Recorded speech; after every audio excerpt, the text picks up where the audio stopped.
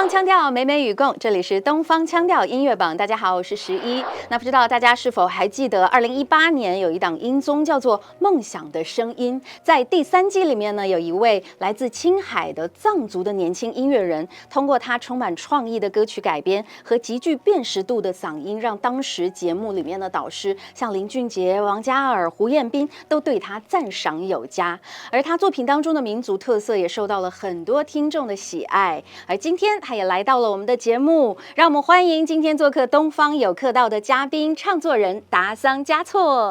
我达桑嘉措，大家好，我是达桑嘉措。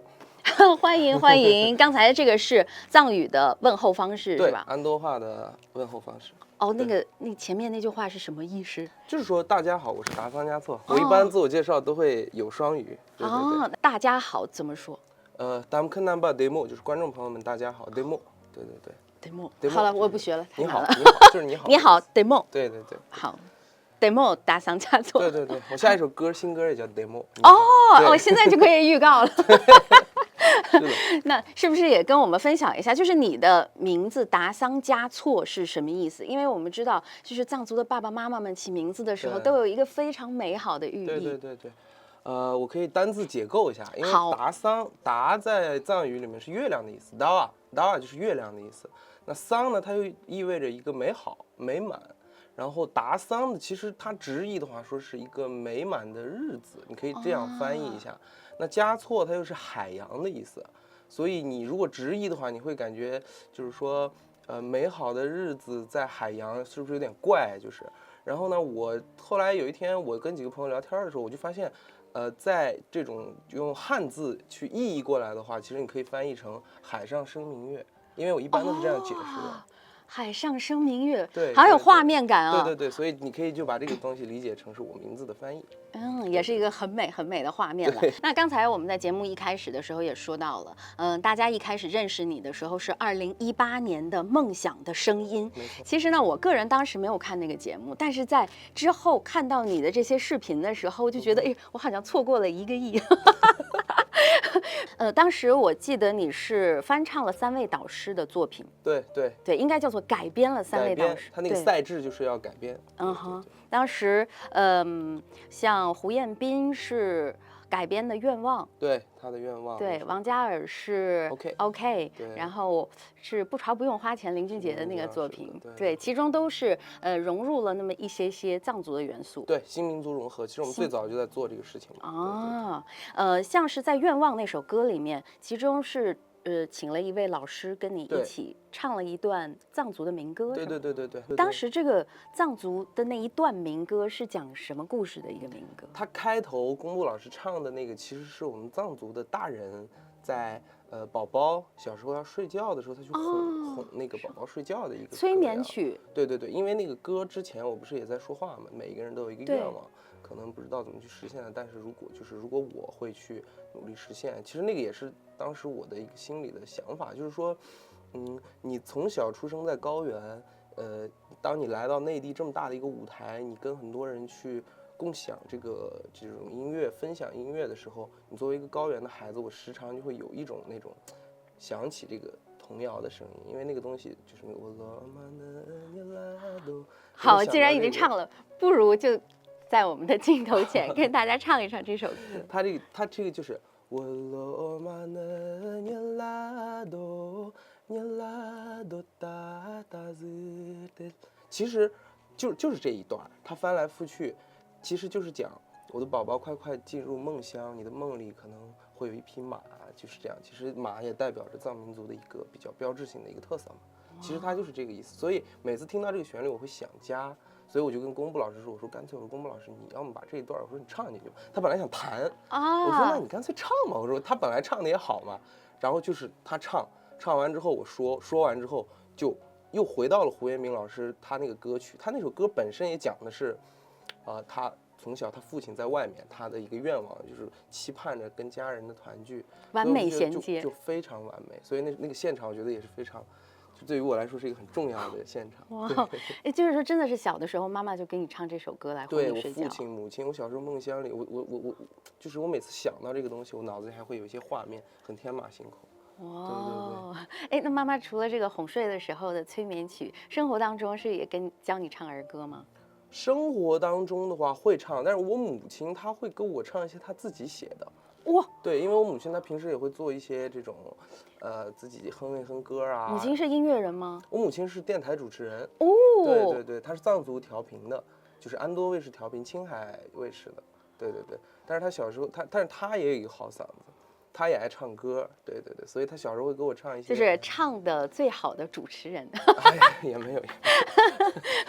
但是在生活当中，我想都能会自己有一些原创作品的话，那应该对音乐真是有一定热爱度的。对了，给了我很多的启发。对对对，所以我很多歌，里面都有一些民族的元素的采样的灵感是从我母亲这边来的。她有时候会给我哼一些非常非常美的旋律。对对对，有些什么印象深刻的旋律吗？能跟我们分享一小段？可以，就是比如说像我有一首歌叫《向西的河》，那首歌可能之后会发布。它里面有一段旋律，就是说，拉西耶就得贡尼，拉西耶就得贡尼，周阿耶江州耶安哥萨拉尼周周。其实就是这个，就是我妈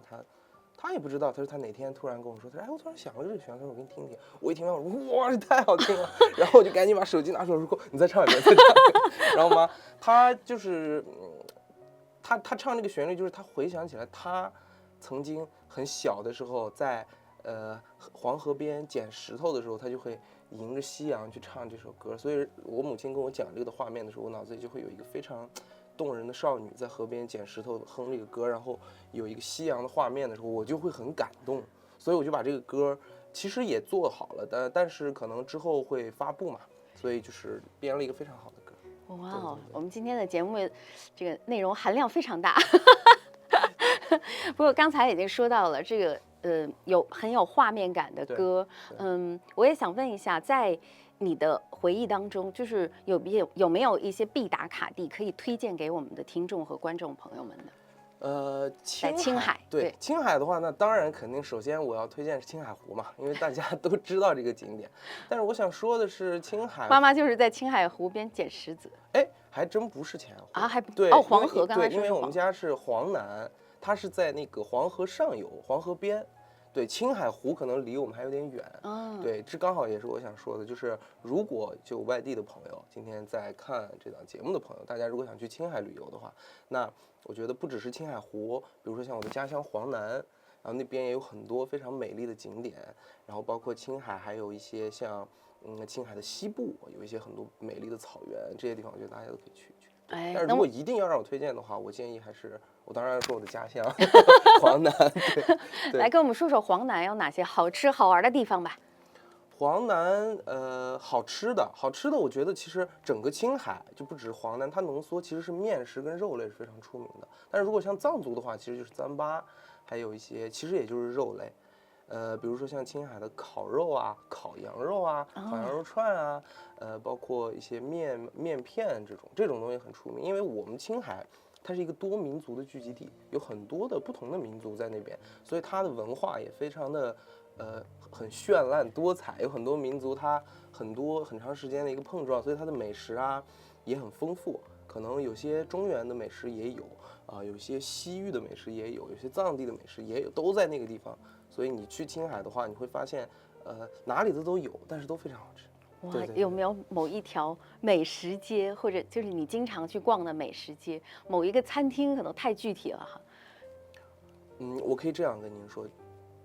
每一家都好吃哦。对对，就是你去，只要你去看它那个招牌，是比较在陈旧的那种，就是那种就是越老越有味道。哎，对对对对对，其实越是那种小巷子、老字号的招牌，它的味道会更好。黄南地区有没有你觉得必打卡的一些就是值得去玩的地方？当然，我们黄南有一个尖扎县有五彩神剑，他们有传统的这个弓箭的这个盛会，每年都有。大概是在什么时候？大概是在夏天，我觉得应该。但是它每个时候有些时候它那个举办的季节不一定，所以这个时间上它可能要到时候去看。因为包括还有像我们黄南热贡的6月会，也是一个非常有代表性的一个这种盛会吧，大家会戴着这种面具啊，这种大家一起去跳舞啊，这种，然后它还有一些就像比如说这种自然的崇拜啊，这种还特别特别好玩。它就是一个非物质文化遗产。哦，那6月会应该是在6月喽？应该是藏历6月，应该是藏历6月。对，但是它有时候这个时间，就是这几年的话，它时间有时候会不太确定，但是大部分基本都是6月。对，可以去之前大家都搜索一下，没错没错，这样让你的旅程可以多一些惊喜。对，包括还有像唐卡，我们黄南的这个藏族的这个绘画的这个也是一个非遗，唐卡那边非常有名，有很多画院，有很多有名的画师，对，大家都可以去看看。哎，那如果要是在路途当中给我们的听众朋友们推荐一个叫做旅行歌单，旅行歌单纳瓦吉瓦，我当然会推荐我的新歌《纳瓦吉瓦》。那这首歌里面呢，其实也有一个旋律是应该是大家都非常熟悉的一个藏族的旋律，没错。对，这个旋律虽然我们很熟悉，但是它是讲什么故事的一个民歌呢？它其实就是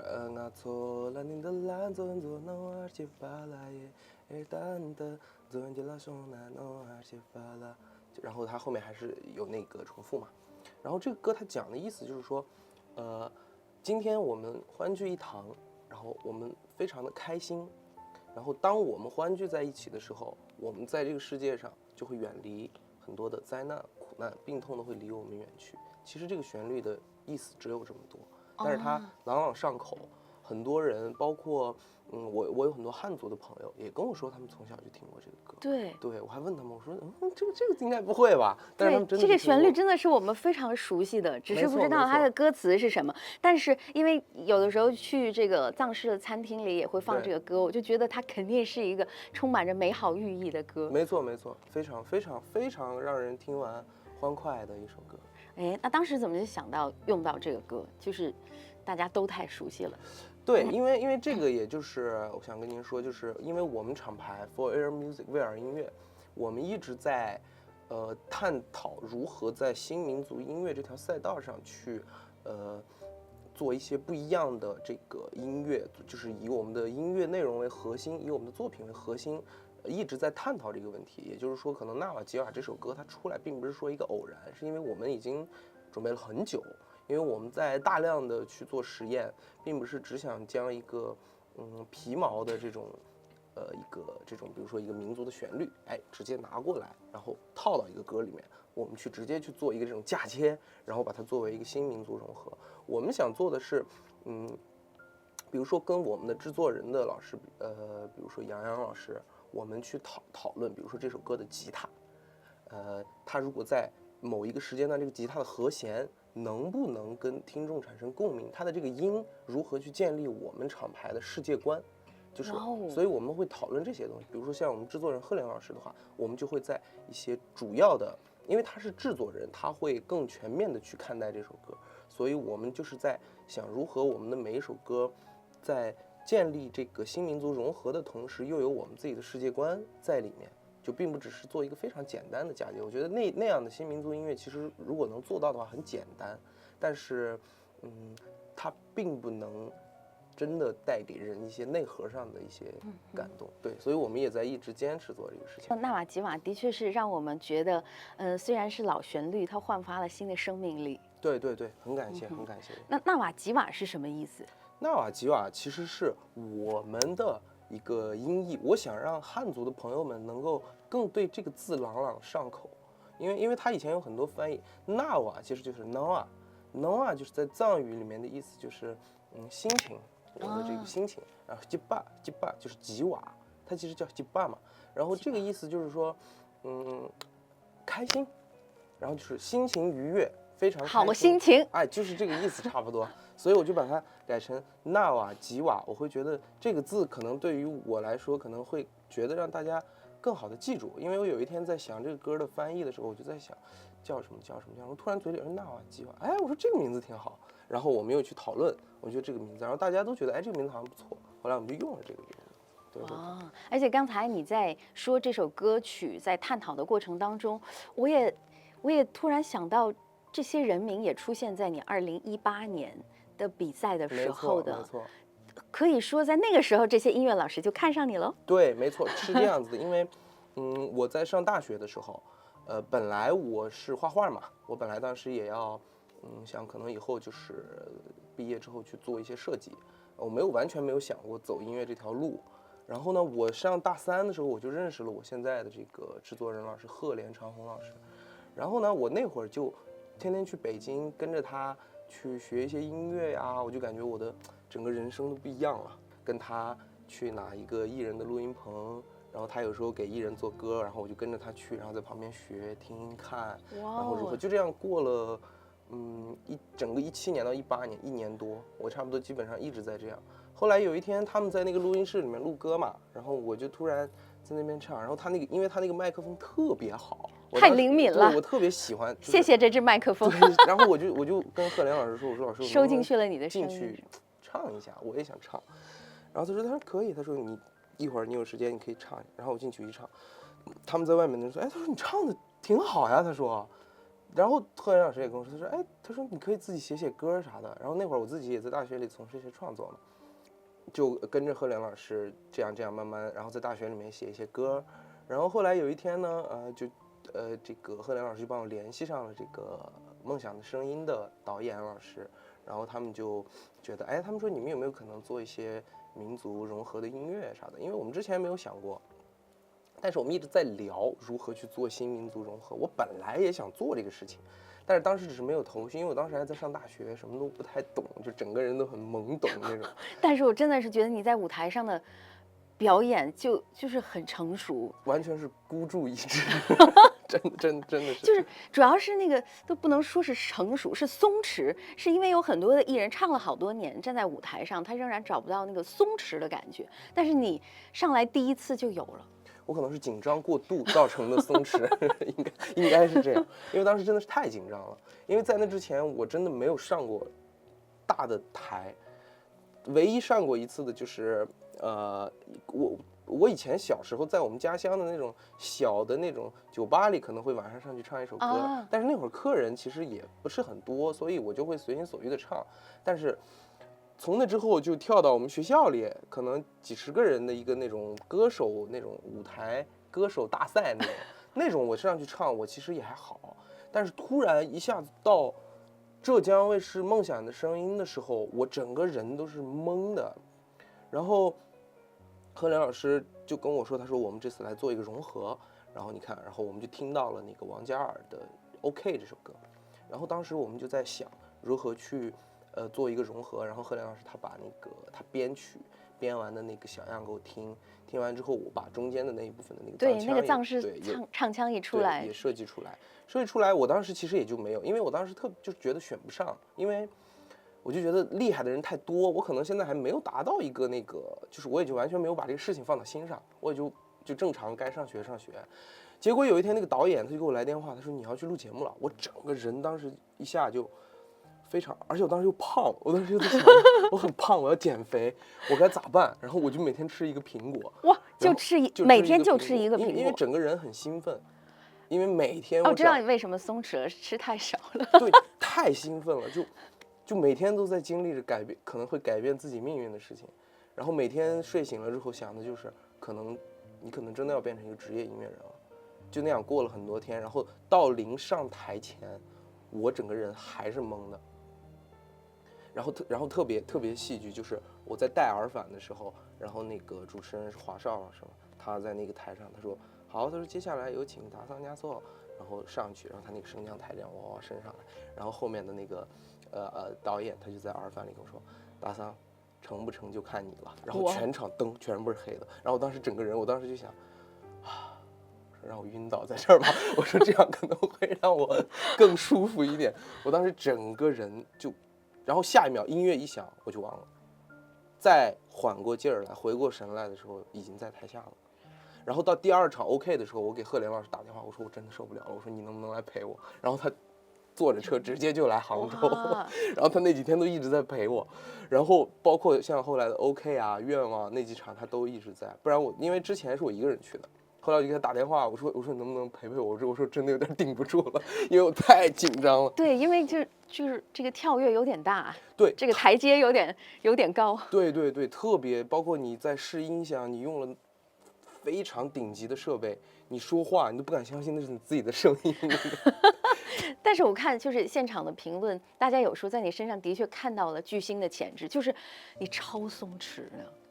对，可能就是好像真的能沉浸在那个音乐里，已经就是很忘我的状态，完全是跟那个音乐融为一体的。对，就是所以才王嘉尔也被你感动，才跑过去拍了。谢谢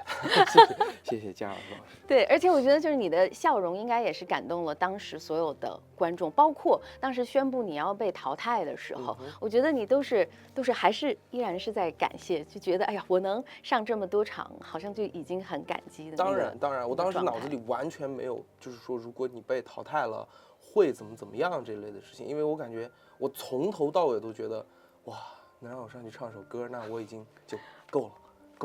进不进就够了。对，能跟王嘉尔、跟胡彦斌、跟林俊杰一个舞台，然后我都不敢相信，就他们这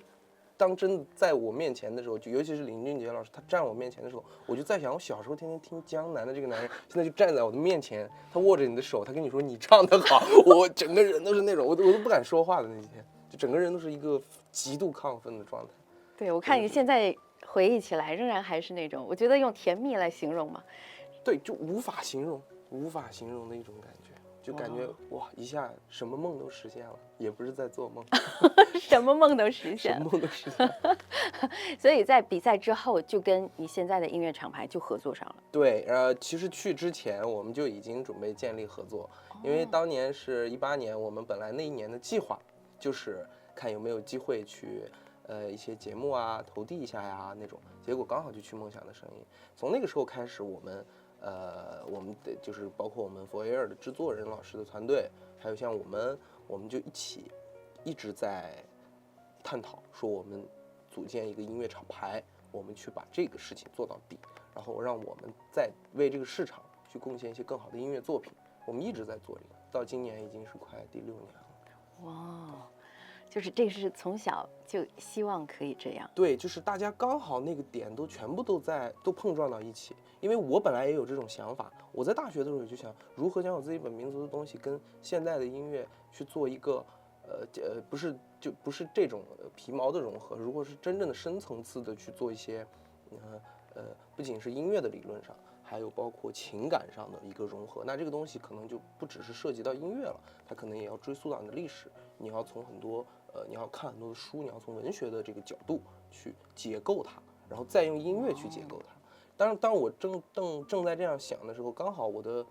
这个现在的我厂牌的团队的老师，他们也在这样想，哎，那我们刚好这个想法碰撞在一起，那我说那就一起做吧，非常简单，一拍即合，非常幸运。对，好，那我们接下来也跟大家再聊一聊这个刚才你说到的新音乐融合。其实我刚才也是觉得这个度其实有些难拿捏，对，因为说实话，这个歌要有传唱度，它得好唱。没错。我首先就是觉得那个民歌有的时候就很难唱。对，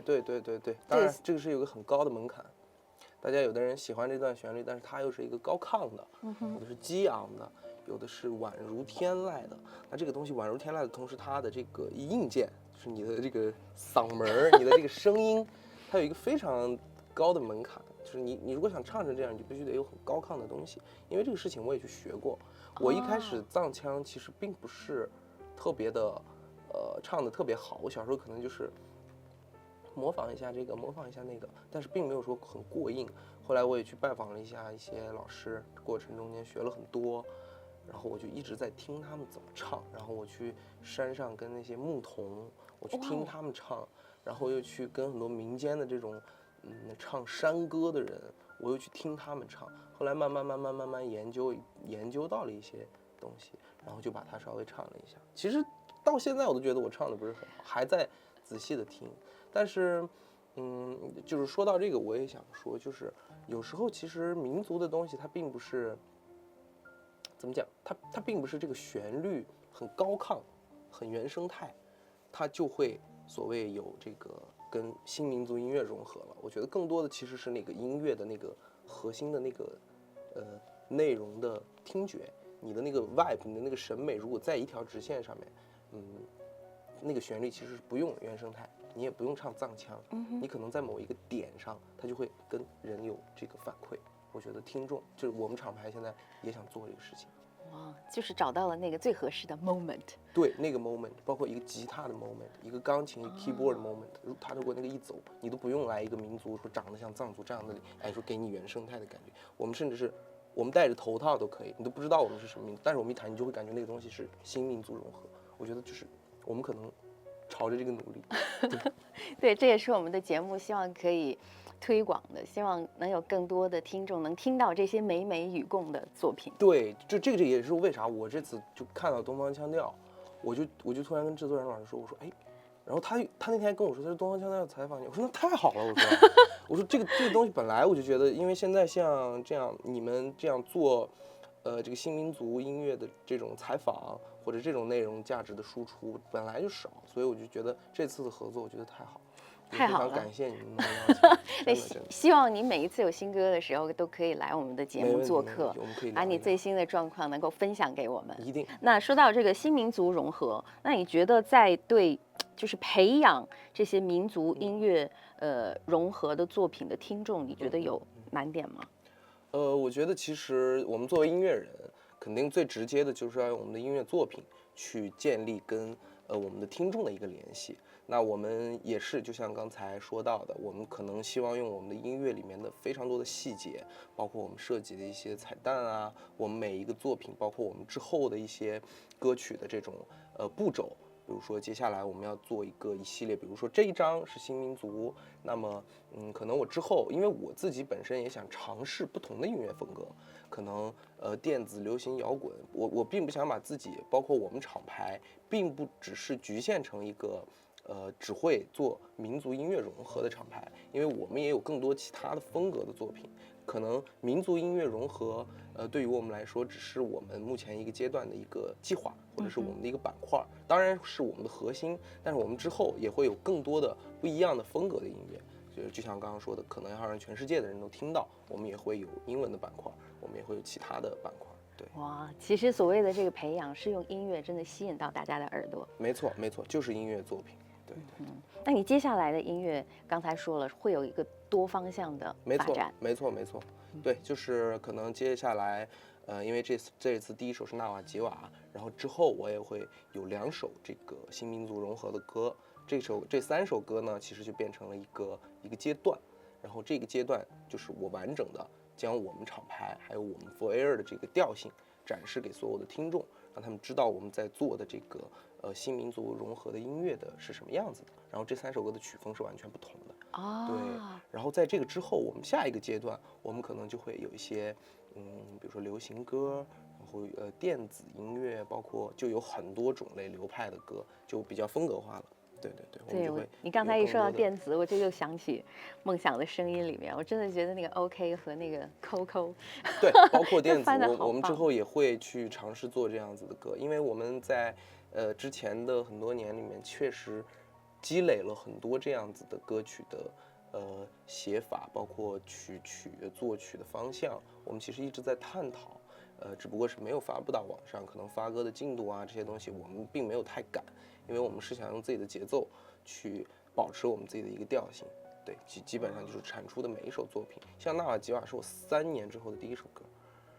就是我之前3年都一直没有发歌，之前也包括一直不怎么发布，可能自己除了跟朋友有一些 mixtape 的一个 feat 之外，然后这次是我们厂牌的第一首正式的发布，所以我们也就是讲就是既然发的话，我们就保持一个作品的质量。我们在这个质量里面去让听众知道我们的东西，并不是简单的只是做了一个融合。我们想更深的探讨如何在音乐的这个用音乐去解构新民族。好，那接下来呢，也是我们节目的一个固定的栏目，叫做记忆盒子。所以呢，我们也要对着镜头跟大家分享，就是你到今年到目前为止，你最想记住的一个生活的时刻。其实就是这个项链，这是我今年最想记住的一个瞬间。这个项链就是代表着我们厂牌 For Air， 我们的 logo 就是这个项链，然后它是一个耳朵，然后耳朵里面有一个宇宙，然后这也是我们想传达的东西。我们希望我们厂牌的音乐并不只是被国内的人听到，不只是被我的民族的人听到，我希望我们做的内容是能让全世界的人都听到，然后当然让全世界的人都看到这个耳朵，我也希望它出现在更多地方。所以这个项链今年制作出来的时候，是我觉得最特殊的一刻，对，就是它。哇哦！好，谢谢在这里跟我们分享你最珍贵的记忆。当然呢，有记忆也有未来，所以我们接下来呢，也请你在节目当中留下一封手写信。好，记一下你的心愿，或者是想对自己说，或者是想对某人说的话。对，然后我们会把它封装在信封里，在下次来节目的时候可以拿出来看看，不知道这个愿望是否能实现。没问题。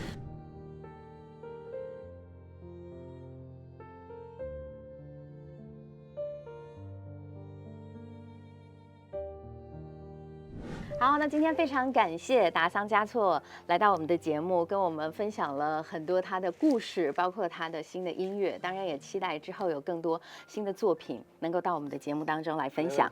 好，东方腔调美美与共，这里依然是东方腔调音乐榜。那如果正在听节目或者看节目的朋友，有什么话想跟我们说，或者呢想给达桑嘉措来留言的话，都可以通过我们的官方微博东方腔调音乐榜来私信留言。今天我们的东方有客到就到这里，感谢达桑的光临，拜拜，拜拜，拜拜。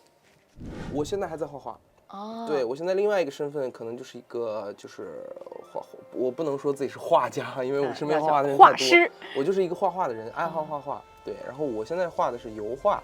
然后呢，我因为音乐占据90%的生活之后，你绘画的时间会变得不是很多，所以我会有时候抽空就是画一些画，但是非常大，但是都很慢，但是我就会慢慢的去，比如说做音乐，有时候听的很多，想休息一下的时候，我就会去画画，转移一下注意力，然后再从美术里面考虑到什么东西，它就变成了我的某一段旋律，又进入到了音乐里面。